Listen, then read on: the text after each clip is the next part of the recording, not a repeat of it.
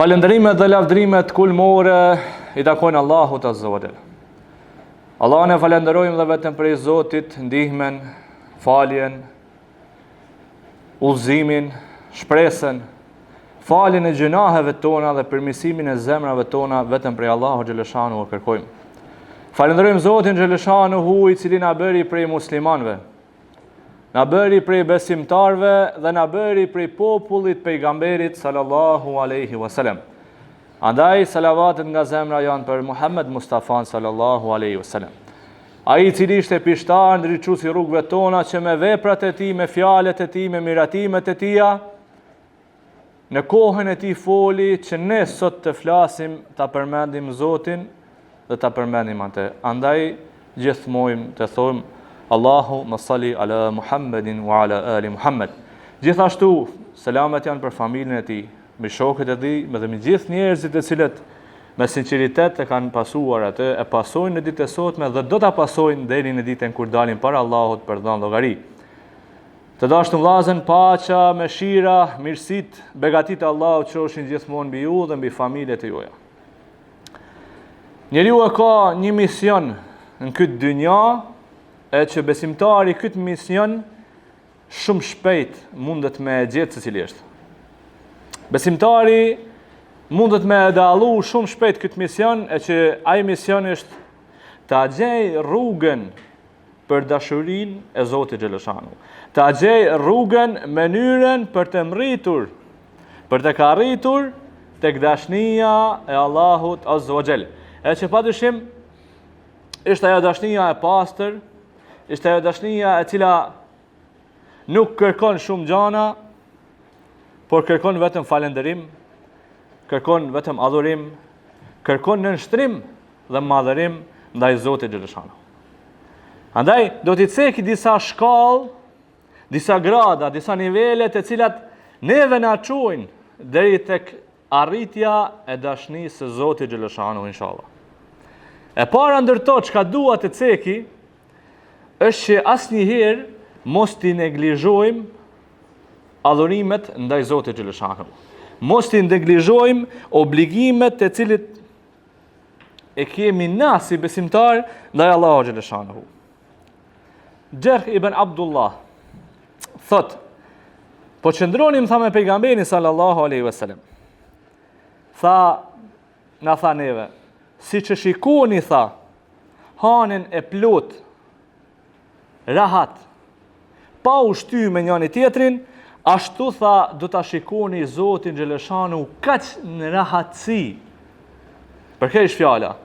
Për atë që nuk e neglizhojnë atë çka kanë obligim ndaj Zotit xhaleshanu. Dhe vazhdon pejgamberi alayhis salam dhe thot, dhe tash thot, mundohuni sa të keni mundësi për t'i falur namazet të cilat Zoti xhaleshanu I kërkon. Siç po na thot pejgamberi alayhis salam, Allahu nuk kërkon nga robi I tij për te mundësive të veta. Mirë po, unë mendoj që secili prej nesh mundësinë e ka që namazin ta fali rregullisht. Pse? Për faktin që namazi është I vetmi adhurim për cilin nuk ka arsyetim.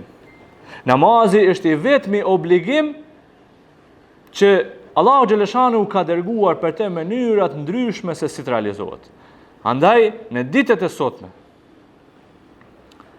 të gjithë kena ndëgju se çka është namazi. Të gjithë kena informacione për namazin. Të gjithë kemi informacione për obligime ndaj Zotit xhaleshanu. Po për këtyre gjithë, sa jena praktikues na të kësaj. E para shkallë që na çon tek dashuria e Zotit është mos ta neglizhojmë namazin ton apo adhurimet e tjera. Jemi në sezonin e verës, që të gjithë janë me punë më shumë se sa sezonit e dimror. A do të thotë kjo do të thotë që namazin ta lajm anash për faktin që kemi punë më shumë? A do të thotë që të neglizhojmë farzet, adhurimet, obligimet ndaj Zotit për faktin që kemi shumë më shumë punë se sa stinëve tjera? Padyshim që besimtari nuk njeh stin. Padyshim që besimtari nuk njeh sezon për të adhuruar Zotin xhaleshanu. Andaj, kjo është diçka vjetore edhe e përjetshme që I takon besimtarit. mos neglizhimi i adhurimeve ndaj Allahu xhaleshanu. E dyta, pas asaj që është obligative, vjen ajo e cila është vullnetare. Për të dashur që të afrohemi tek Zoti, përtej asaj çka është obligative, të kemi në pjesë të veprave tona edhe diçka e cila është vullnetare. Pejgamberi sallallahu alaihi wasallam me kureshtje shumë të madhe e pyet Bilalin radiallahu anhu dhe i thot: "O Bilal, a më tregon arsyeën se pse unë e kam pa në ëndrrën time nallet tuaja të cilat po ecshin nëpër xhenet. Çfarë ki bër o Bilal? Çka është ajo vepër që ti ki bë që mu Zoti ma ka dërgu në ëndrrën time me të pa ty në xhenet?" Subhanallah. I thot: "Ja Resulullah, ndoshta vepra madhështore nuk kam bë që t'jem për xhenetlive, po nëse është diçka që Zoti më ka shpërbly, ndoshta është për faktin që sa herë që kam marr abdest, jam ndal edhe i kam fal edhe 2 rekat vetëm për hir të Zotit xhaleshanu." E neve mendoj që na ndodh shpesh që duhet me i fal kur Zoti na ruan nga diçka. Kur neve na bën një mirë ose na bën një situatë e cila nuk është e lakmueshme për ne, gjaja e parë çka duhet me e bë na është që të marrim abdest edhe vetëm 2 rekat për hir të Zotit xhaleshanu t'i falim. Mos ndoshta duhet të jemi dhe na për atyre që Zoti i ka shpërblyer me xhenet si Bilalin radiallahu anhu. Edhe pse na ndoshta jemi shumë të vogël në krahasim me të.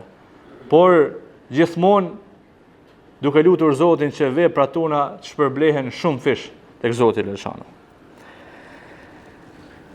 Ai i cili mbështetet Zotit, Allahu xhaleshanu hu e pret atë krah hapur.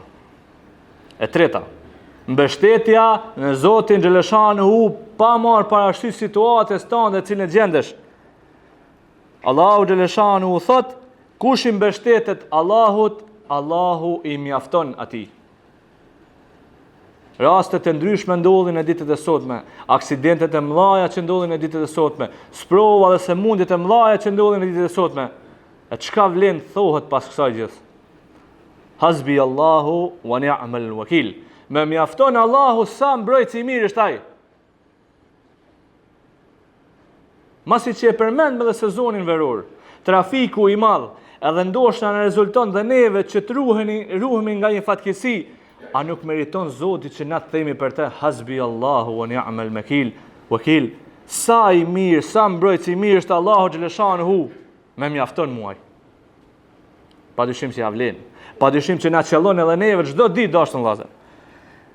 E katërta, garancia që Zoti xhaleshanu hu i jep robit kur robi lutet Zotit xhaleshanu hu. Ti kërkon, ai t'jep. Na kërkojmë, Zoti na jep. Premtimi i krijuesit, i Allahu xhaleshanu hu, është i thjesht, po për neve shumë i madh. Nëse robi kërkon diçka prej meje, vërtet do t'ja jap atij. Ai kërkojmë na Zotit xhaleshanu hu aq sa kena na nevojë. Ai kërkojmë na Zotit xhaleshanu hu aq sa mundet Allahu xhaleshanu me bë për ne. Gjithë kena kërkesat tona, nevojat tona, po ai lutemi Zotit na apo presim vetëm për njerëzve? Do thot një pyetje shumë e madhe për ne, por edhe përgjigjen dashur vëllazër duhet me e pas shumë afër. Pse? Sepse vetëm diçka mi lut Allahut, Allahu ta dërgon. Qoftë ajo në forma shumë ndryshme, si falje e gjunaheve apo edhe pranimi i asaj lutjes që ke bën. Do thot kjo ishte ajo që kërkon Zoti xhaleshanu nëse na dona rrugën ta përmendim një herë rrugën për të shkuar tek dashunia hynore e Zotit xhaleshanu. Edhe e fundit çka dua të ceki si shkalla e 5 që na mundëson neve inshallah për të mrit tek dashnia Allahu xhaleshanu që është një finale për besimtarin. Është një finale shumë e madhe. Shtrohet pyetja, çka është finalja për besimtarin? Finalja është kjo dashur vëllazër. Stejdu bila bismillah. Wujuhu yawma idhin nadira ila rabbiha nadira. Atë ditë ftyrat e tyre shkelqejnë sepse Zotin, ftyrën e Zotit e shohin. Allah na mundsoft me e pakët. Thot Zoti Xhelshanu, atë ditë do të thot ftyrat e tyre shkelqejnë. Ftyrat e kuj? Ftyrat e atyre që janë mundu me ndjek rrugën për të kështuar të dashnia e Zotit Xhelshanu.